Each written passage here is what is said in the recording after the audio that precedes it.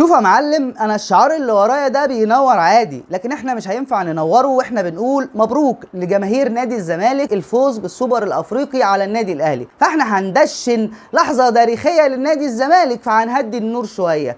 ثواني كده، متهيألي كده احلى. فاز نادي الزمالك على النادي الاهلي بالسوبر الافريقي، مبروك للزمالك ومبروك للجماهير. وقدر الثعلب جوزيه جوميز ان هو يتغلب على العبقري مارسيل كولر ويفوز عليه الحقيقه في مباراه ما كانش فيها تفوق ملحوظ، ولكن في تفوق نسبي لنادي الزمالك. خلال احداث المباراه قدر فيها ان هو يصنع التاريخ بناصر منسي تغييره جهنميه من جوزيه جوميز. لكن احداث المباراه خدتنا للشوط الاول. خلال اول نص ساعة ما تلاقيش تفوق من فرقة على فرقة، كان في التساوي والتوازي في كل شيء من لعيبة النادي الزمالك ومن لعيبة النادي الأهلي. نص الملعب كانت معركة ضغط كبير من الفرقتين على بعض، في مفاتيح اللعب متقفلة بشكل تام.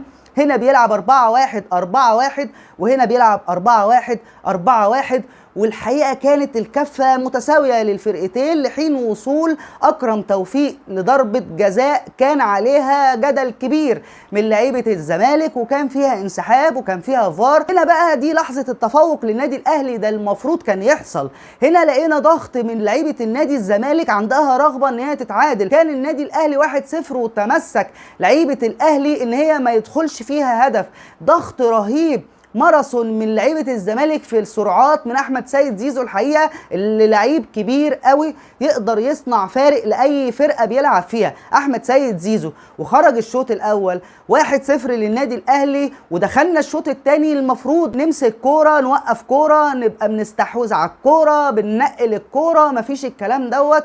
ضغط من النادي الزمالك، ضغط من لعيبه نادي الزمالك، عندها تحفز رهيب ان هي تحرز هدف تعادل. عندهم الحقيقه يعني استمراريه في الضغط على النادي الاهلي ان هو ما يخرجش بالكوره بشكل سليم. شفنا الشناوي في دربكه، في برجله، ما تحسش بالتركيز 100% من لعيبه النادي الاهلي. وهنا وصل بالتغييره الجهنميه جوزيه جوميز ان هو هيقلب الطريقه من 4-1-4-1 ل 4-2-4. 4-2 على الدايره، عبد الله السعيد جنب دونجا بس، وهنخلي احمد سيد زيزو من ناحيه اليمين ومن ناحيه الشمال مشلاك، واثنين في الهجوم عمر فراد جنب ناصر منسي. واول لمسه لناصر منسي يحرز منها هدف كان في غلطه وهفوه من يحيى عطيه الله. كوره سهله جدا بيلعبها بالكعب، المفروض كان يحطها في الاوت لو هو مش شايف اللي في ظهره وهو بيقول لك انا عايز اطلع بيها.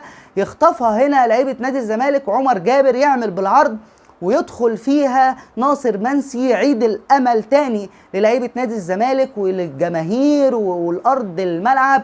انفجار الحقيقه في ارض الملعب. وهنا بدات البرجله تزيد عند لعيبه النادي الاهلي، وبدا قله التركيز تنزل. بدا اكرم توفيق الحقيقه البنزين يخلص وخلاص، يبقى انت كل حاجه بتخلص. لما تشوف اكرم توفيق بيقع على الارض اعرف ان كده خلاص انت رايح على ضربات الحظ. وتفوق نادي الزمالك الحقيقه، تفوق نادي الزمالك لان انت اضعت من يحيى عطيه الله واضعت من وسام ابو علي، وتفوق لعيبه الزمالك ان هي احرزت الاربع اهداف او الاربع كرات اللي كانوا متاحين في ارض الملعب، وانت ضيعت 2.